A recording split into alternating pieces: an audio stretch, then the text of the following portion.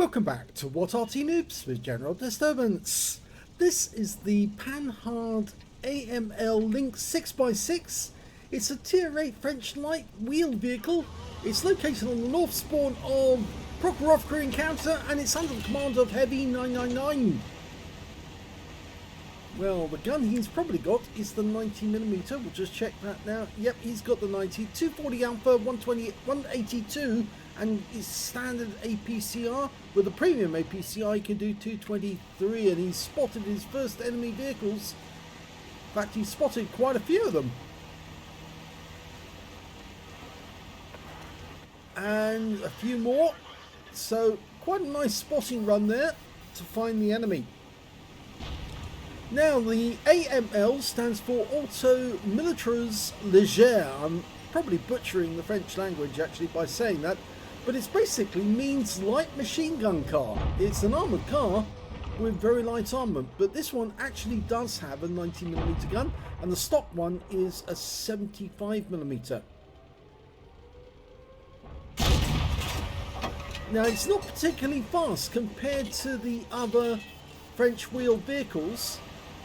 It may look as if it's going fast, but the standard top speed is 58 kilometers an hour, and with the turbo on, or the not the cruise mode or sprint mode you might say, it's around about 80 kilometers an hour.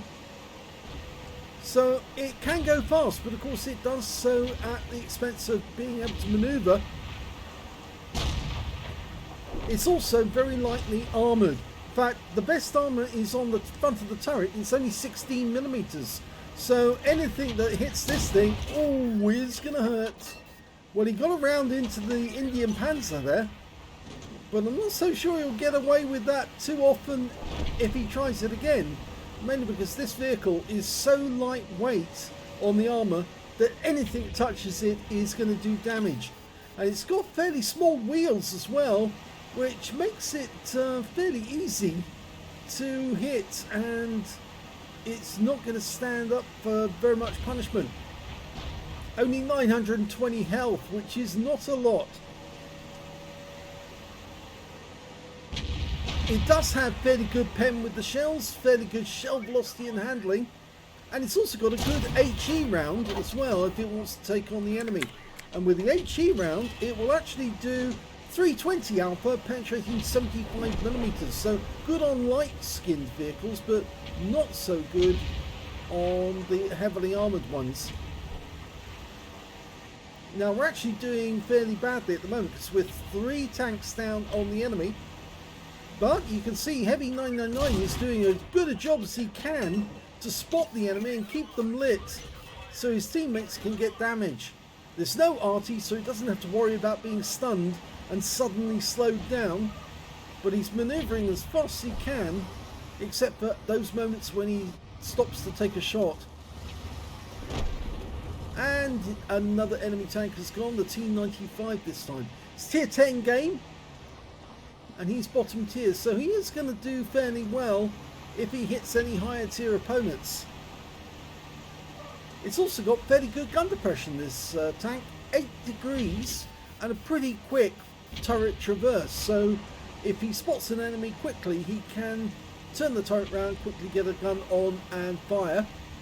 It's also got fairly good camo because it's small, and that makes it more difficult to hit, but it's, as I say, virtually no armour, which makes it very vulnerable if it does get hit.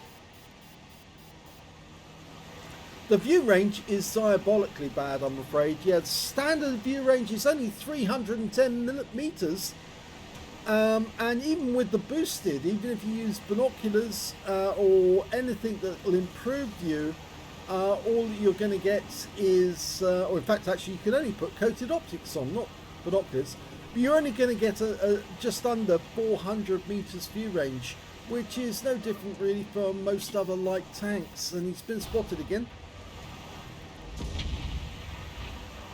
It also has fairly weak fuel tanks, and that makes it vulnerable to a fire, so if you are using premium consumables, and that's what heavy999 is doing at the moment, it means he could actually suddenly catch fire and wouldn't be able to put it out, and that might be the end of his vehicle. He just took a massive hit from the Leopard prototype.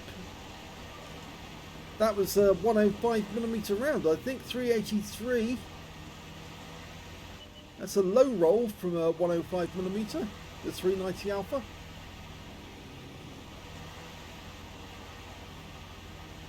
But he is getting a fair amount of spotting on the enemy, 2,163 so far, and that means he's potentially got a spotter badge at the very least. And there's the Leopard. Oh, that was cheeky! That was really cheeky, 244 hit points.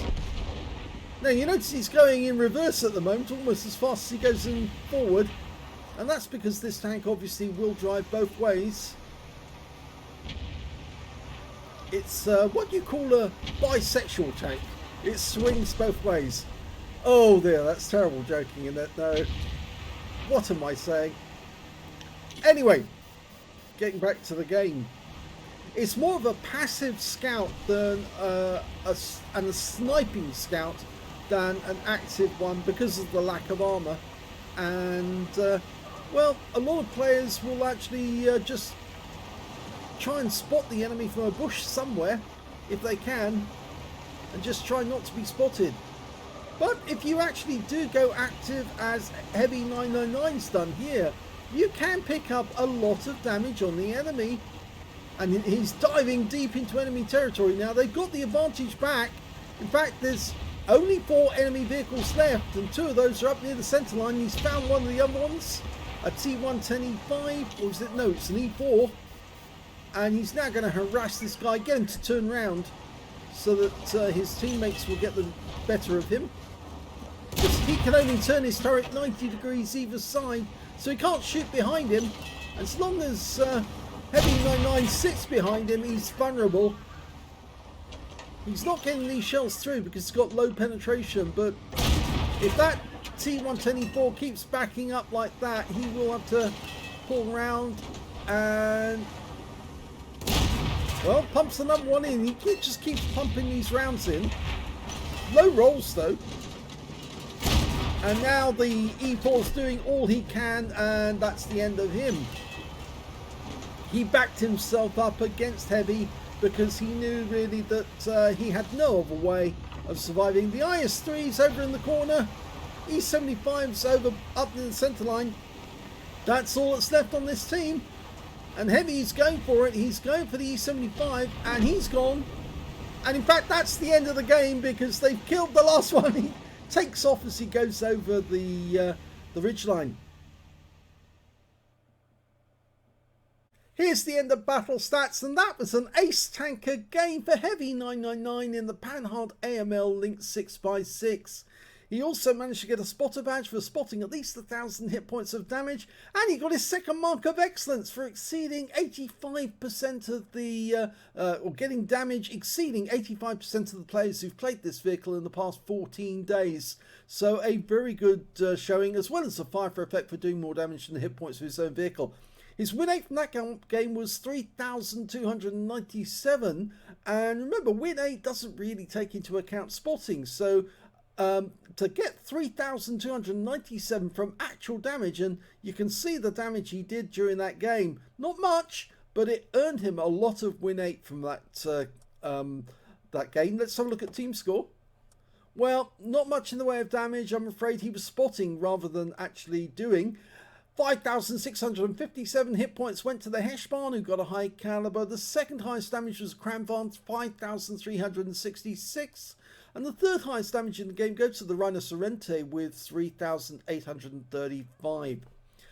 Heavy999 managed 1,394, which is not bad. Puts him in the bottom half of the table, though, when it comes to damage. The 257 just below him got a steel wall. When it came to kills, it was actually the T28 prototype did the best with 3 kills. 2 kills went to the Heshbarn, the Kramvan, the M3Y, the Standard B, and only the Rhino Sorrente on the enemy team. In fact, only 5 enemy vehicles managed to get kills at all. And when it came to base XP, he's right at the top because, of course, he was doing all the spotting. And we've got the AMX CDC earning 1,248. Then we've got Heavy999 with 1,181. And third place, we've got the T28 prototype with 1,026. When it came to shots fired, well, 10 shots fired, 8 direct hits on the enemy and only 6 penetrations. But he managed to earn 1,394 hit points of damage. All of it was at close range. He did receive 1 hit. It was a penetration from the Leopard Prototype A, but he got revenge on that guy by taking him out of the game. 5 enemy vehicles spotted, 4 enemy vehicles damaged, 1 killed and 5,507 hit points of spotting assist. And that's what got him the ace tanker. 52,812 credits from the game after repair, ammunition, resupply and consumables took away a profit of 3,495 credits. 1,771 XP times 2 for the first victory, 3,543 experience points altogether. So let's have a look at the armor profile for this tank. It doesn't have much. Look at that, 13mm. It actually effective armor because of the angling is only 20. Front plate 16, about 18 because of the angling.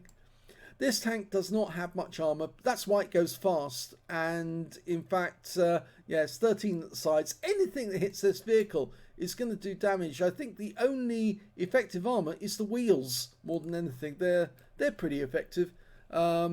But yes, anything that hits this vehicle is going to go through. So I'm afraid, yes, it is very vulnerable indeed. I'd love to give you the module profile, but I'm afraid Wargaming haven't given it away. Nobody knows where everyone is, except of course we can see that there are viewports around the center of the vehicle at the front. So the driver must be sitting behind here, and that's about all we know. We can't tell for certain if the gunner is on the left or the right hand side, but I would suspect that we've got the gunner on this side and we've got the commander on this side, but don't take me for that. But the only reason I say that is because there's a cupola on this side and there isn't on the other, and the commander normally likes a little cupola to look through and to see. Plus of course we know that the engine is at the rear, so somewhere in there is the engine. So yes, it's really a guesswork to actually know where everything is. But I'd say if you aim for the center of this vehicle, you're more than likely going to hit the driver if you auto aim on it. And if you aim for one side of the turret or the other, you're going to hit somebody and do some damage to them. So that's the end of the battle, and that's a pretty good result considering he's got his second mark of excellence. He's well on the way to getting his third mark. I hope you enjoyed that replay, and if you did, please give this video a like. Do subscribe to our channel, leave a little comment down below to feed the algorithm, and he does like his munchies. And of course, do please remember that we're giving all the profits from this channel to the Red Cross Ukraine appeal to help all of the refugees coming out of Ukraine at the moment. So please watch as many of our videos as you can, because every video you watch is helping somebody who's in dire need of assistance at the moment. And Jingles was the one who suggested the Red Cross because of course he knows that they do good work, and I'm sure that the Red Cross in Ukraine will make sure that the right people are given the right assistance to make sure they're all safe and well. Thanks for watching.